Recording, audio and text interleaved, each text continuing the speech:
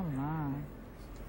You know, Ernesto, viejo, ¿tú sabes quién murió?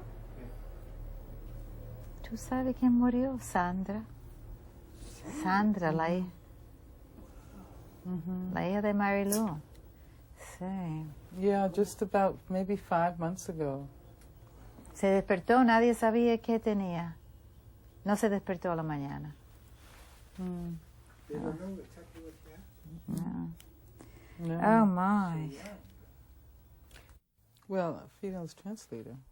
Oh, Juanita. Juanita, Oh, yes. she's still there. She's wonderful. Yeah, she was my translator when I came to write my autobiography and went down to Santiago.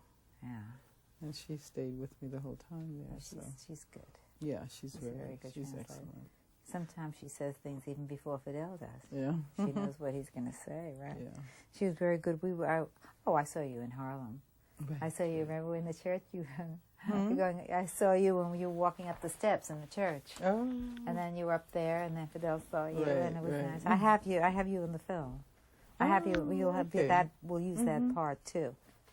Yeah, because I'll ask you a question about it, so I can use that to show that I have some things in relation to that.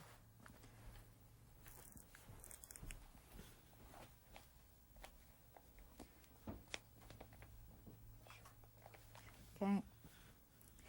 Angela, why don't we just begin? If you could tell us something about yourself, a little bit about you. What's it going to be for other countries? What? Well, right now I'm teaching. My name is, we'll say my name. Start off with your name.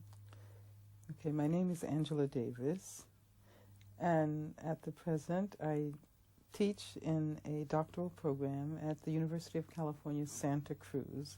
The name of the program is History of Consciousness.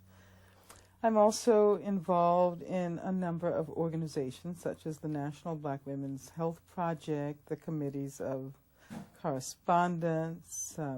I work with a number of women of color organizations, and over the years, because of my relationship with Cuba, which dates back to 1969 when I first visited Cuba to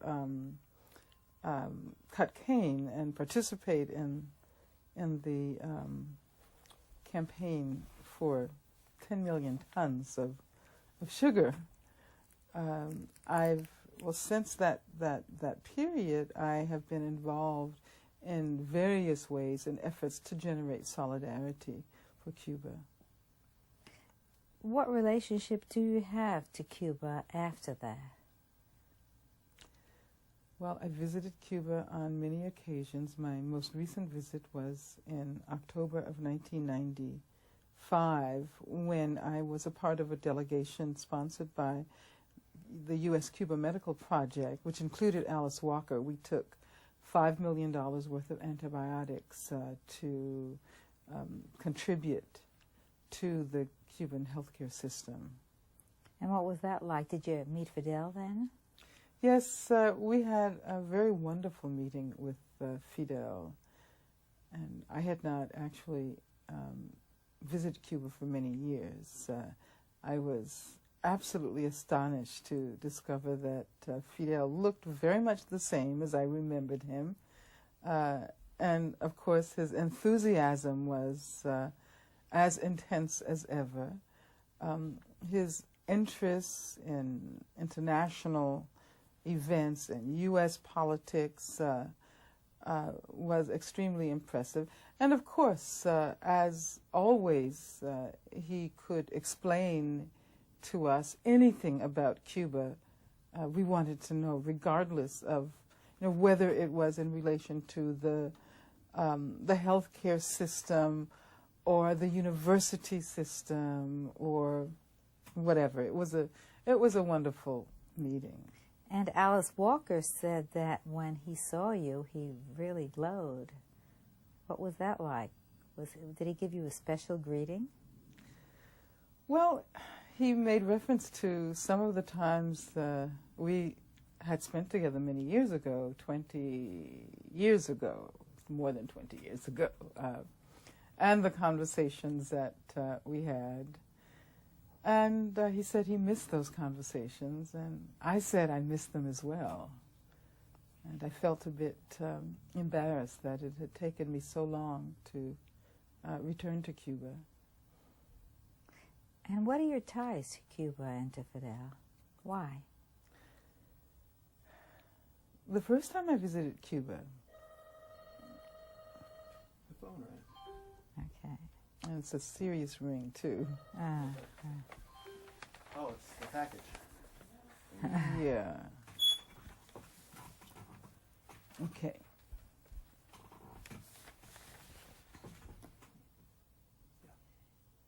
Okay. What do we leave off at? Or what are your relations Okay. with Cuba? How, what? Well, I visited Cuba for the first time in 1969. In 1970, I was arrested, and movements around the demand for my freedom developed all over the country and in many other countries throughout the world. And I was most impressed by the movement that emerged in Cuba. I heard about the song called Angela Davis when I was in prison. I saw photographs and basically couldn't wait to visit Cuba when I got out of prison. You're trying to see what it is? Yeah. It's the paper. You're going to have to start again. All With over? this part. Yeah, the part of, just say, I visited the first time was 69, and then I was in prison. Okay. Yeah, so we can continue. We don't have to do any cutaways. Listen, you all can't talk. Oh, then it would be, yeah, that's what Yeah. I was thinking about downstairs. Okay. Okay, let's start. Something happened to the... Yeah, thanks. Okay. Okay, good. I visited Cuba for the first time in 1969. I spent a summer cutting cane, and it was the most incredible political experience of my life. I fell in love with Cuba during that summer. The next year, in 1970, I was arrested and charged with murder, kidnapping, and conspiracy in connection with the Marin County prisoner revolt. As a response to the fact that I had been arrested and rendered a political prisoner, movements developed, first of all, of course, in this country, but then throughout the world. There was a vast movement that developed in Cuba. I heard about it. I received pictures. I heard about the song that had been written about me. So basically, I couldn't wait to get out of jail in order to visit Cuba again. And in the fall of 1972, I can remember arriving at the airport, Jose Marti Airport. It must have been 2 o'clock in the morning, and I assumed that at 2 o'clock in the morning you simply get taken to a hotel and you go to sleep. Besides, I was totally exhausted. We had flown from Europe. The door opened and we walked off the plane, and suddenly the lights came on.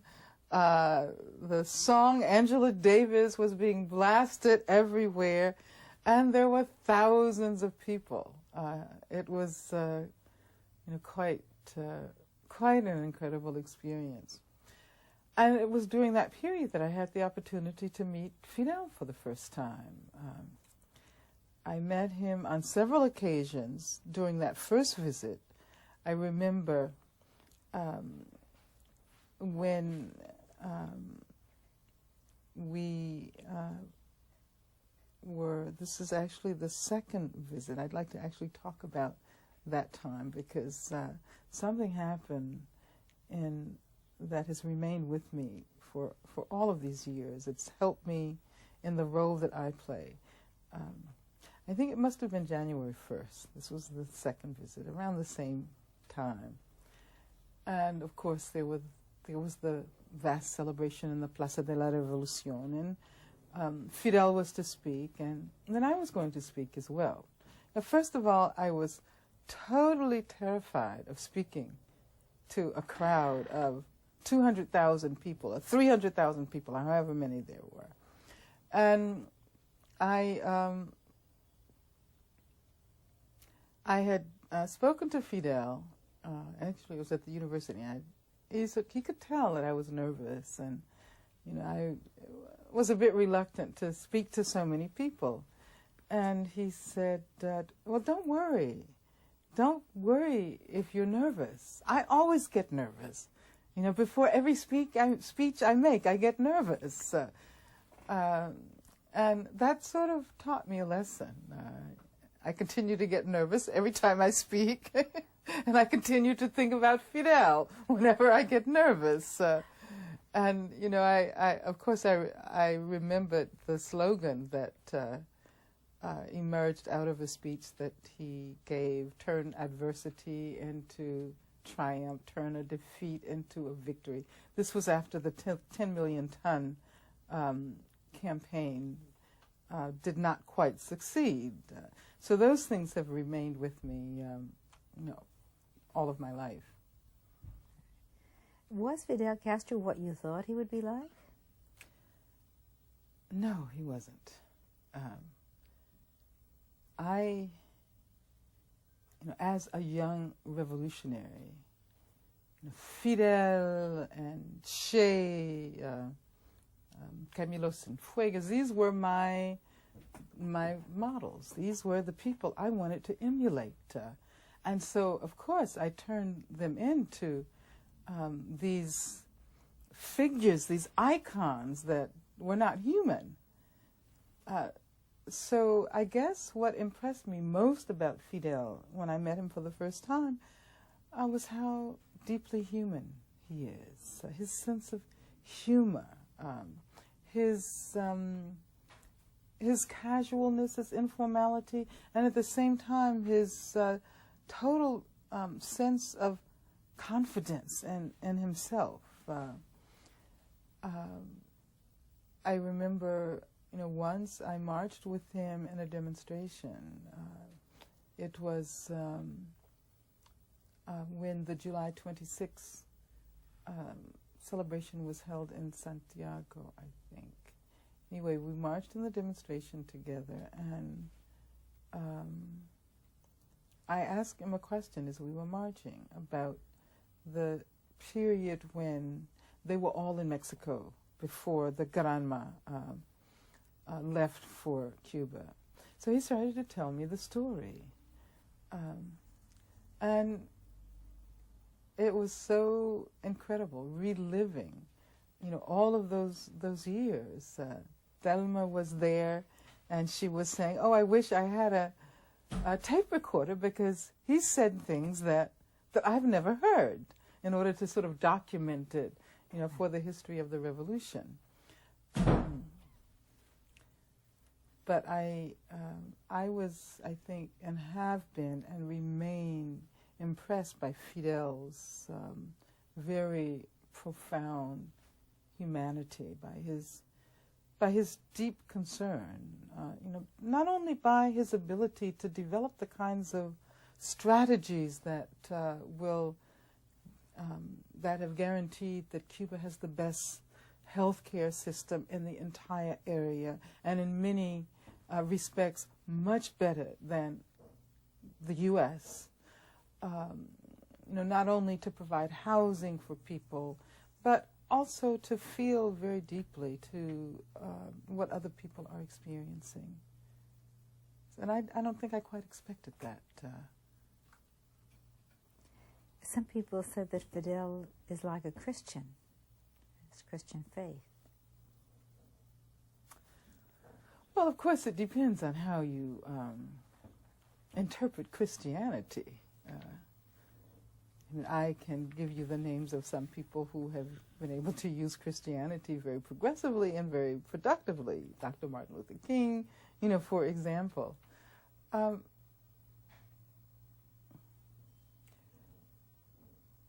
I wouldn't call Fidel's faith blind faith, which is sometimes associated with people who base their faith on spiritual or religious principles alone.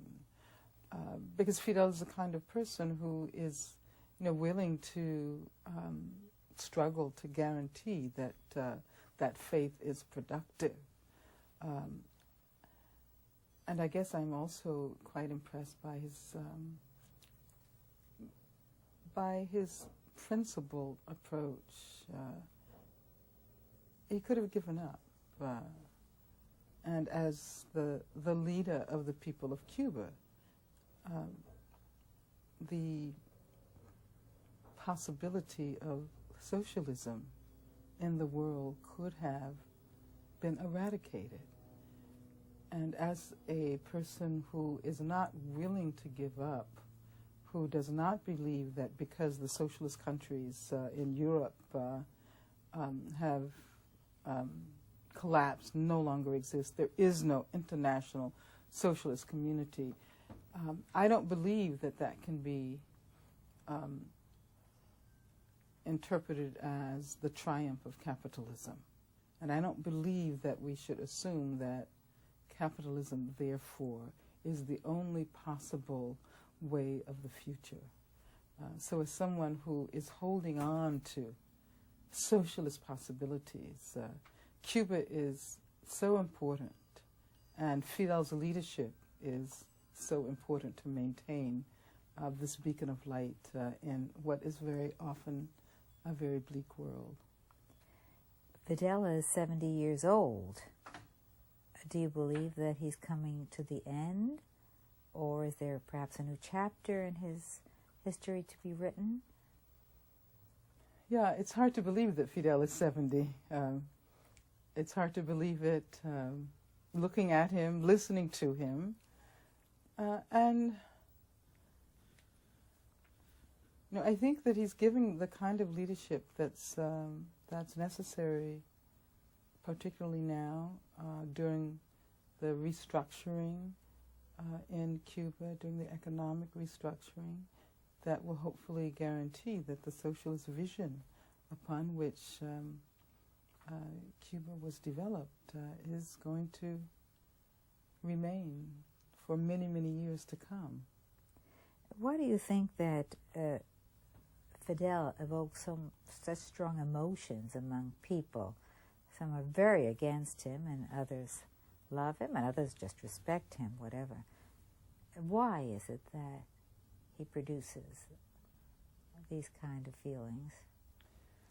Well, I think Fidel symbolizes a historical moment when many of us, as well as many people who considered themselves in the capitalist camp, believe that there were earth-shaking changes about to happen.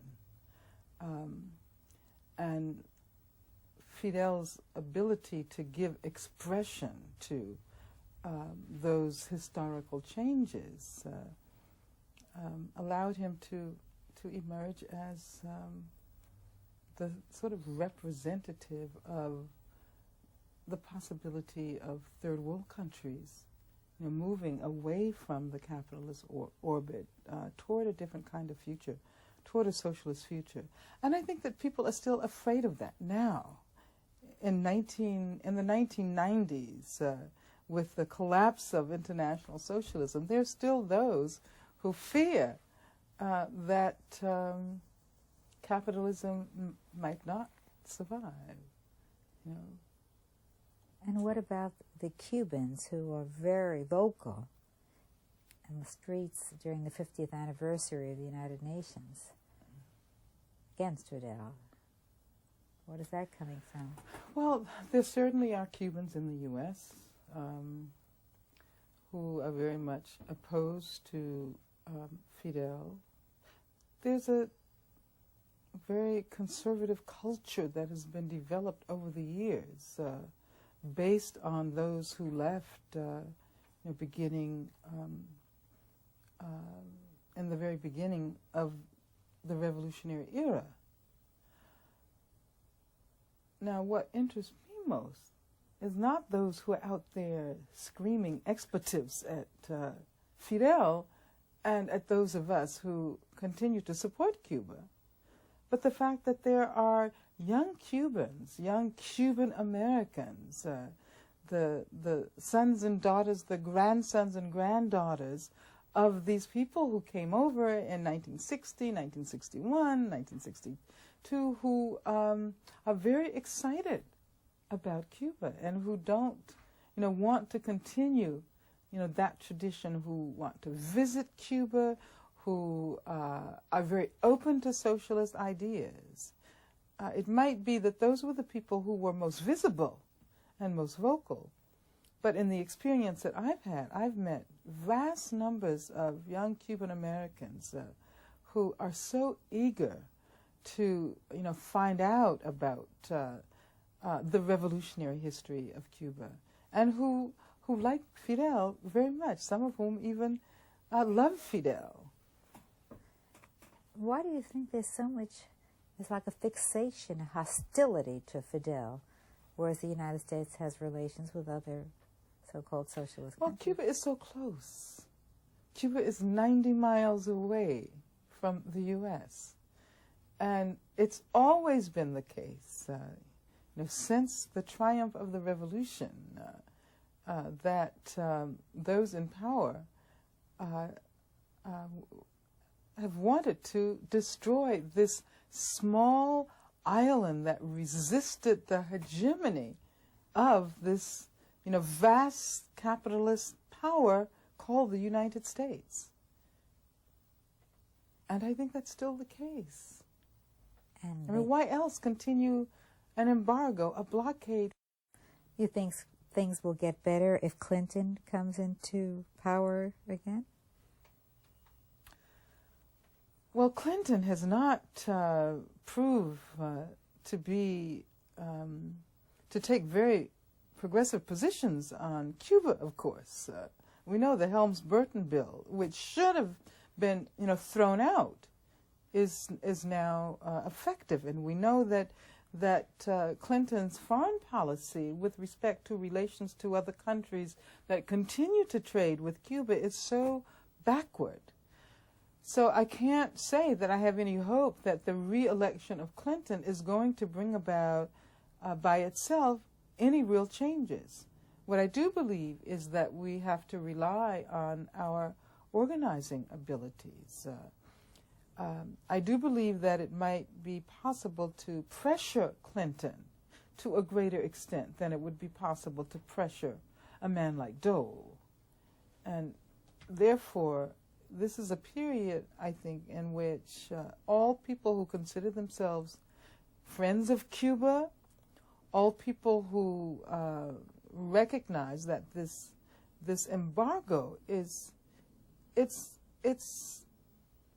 irrational, it's insane.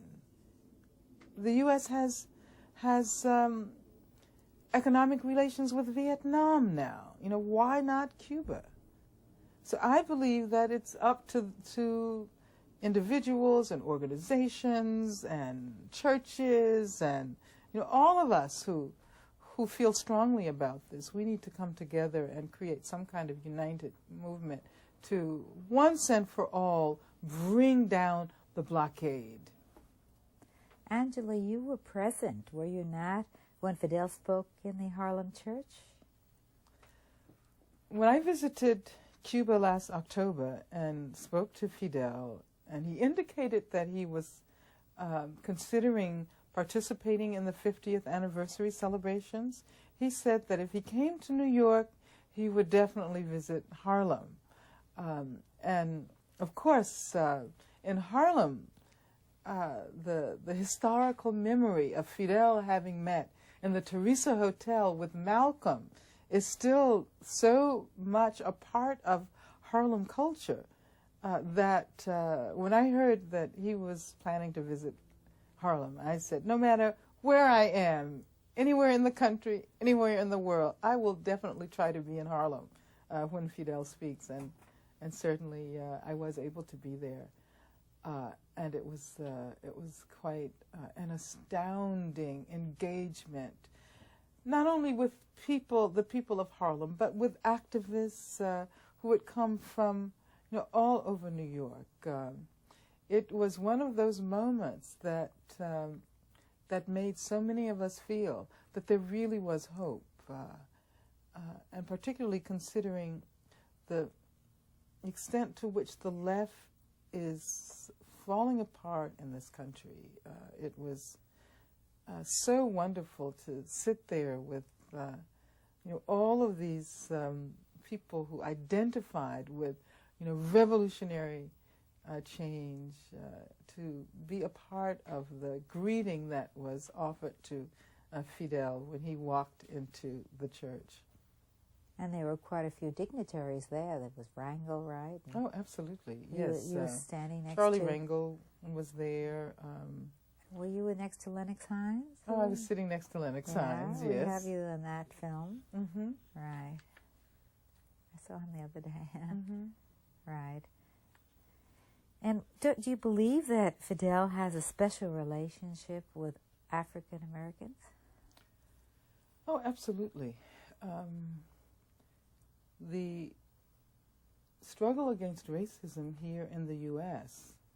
has, in a very profound sense, been nurtured by the struggle against racism in Cuba.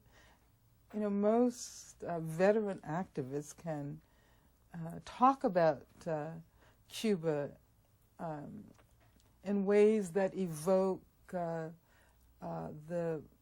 sort of first acts of the that followed the triumph of the revolution, the end of segregation that had prevailed under the regime of Batista, Fidel's way of talking about the African roots of Cuban culture. I can never forget being very impressed by discussions we had very early on in Cuba, and hearing, Fidel say that, there really isn't, you really can't talk about Afro-Cubans, because as a matter of fact, all Cubans have an African heritage, because Cuban culture is a culture that very much emerges, out of African culture. So both in terms of, cultural analyses and in terms of the political measures that were taken to guarantee an end to legal discrimination,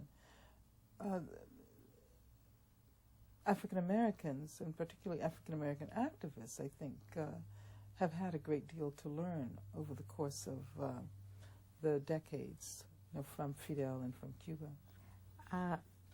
The other day, a woman, admirer of Fidel, said that she doesn't think of Fidel as a white man. Mm-hmm. What do you think about that? Well, I think that's true. I think that's true, particularly among African American activists who identified with international revolutionary movements in the 60s and 70s.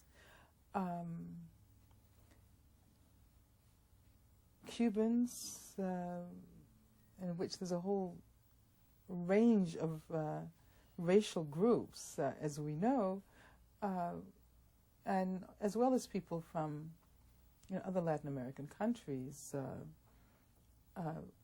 were considered third world, rather than white. But I think the fact that this woman might have said that Fidel is not a white man, that had more to do with the political stance against racism within Cuba, the role that Cuba has played in challenging the worst kind of racist repression here in the U.S. I can never forget how impressed I was by the fact that that ordinary Cubans often knew far more about what was happening in the United States when it came to, political prisoners, when it came to campaigns that organizations like SNCC were organizing, than most people in the U.S. So I think there are political reasons why this person argued that Fidel is not a white man. I don't consider Fidel a white man either. But that is, of course, there's a kind of political construction of whiteness that would relieve Fidel of that categorization.